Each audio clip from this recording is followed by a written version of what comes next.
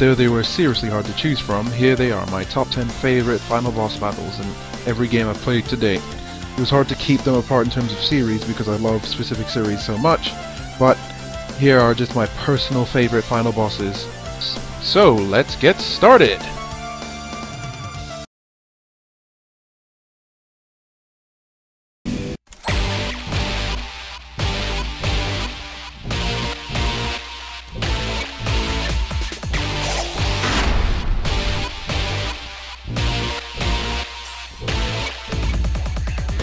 The Dishwasher Vampire Smile.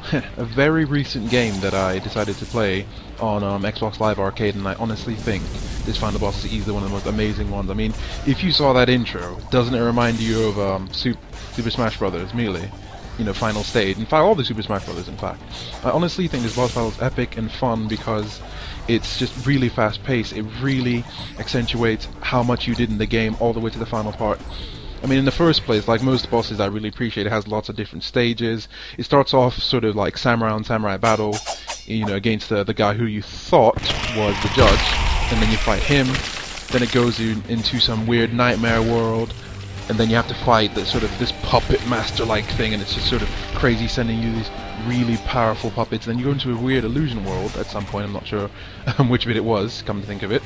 But then after that, you finally fight the sort of the one that looks like the one from the first game, which is really tough but not actually that bad to manage, and then suddenly everything just goes black, and then BAM! You're in Final Destination fighting the final boss. Really awesome stuff.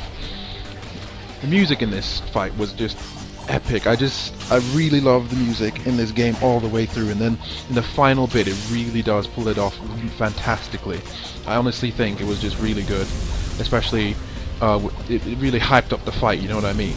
It wasn't particularly difficult, and a lot of people say even on Samurai difficulty, when you get to the end, it just sort of stops. I mean, you just sort of get there and you're like, oh wow, this isn't difficult anymore, this boss is so easy, because I don't know, the way he fights isn't particularly awesome. It's just pretty simple to beat him, and once you got that down to a pat, you're pretty good.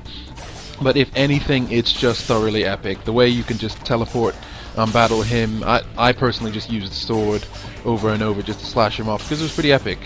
And hey, it was just a nice ending to a really satisfying game.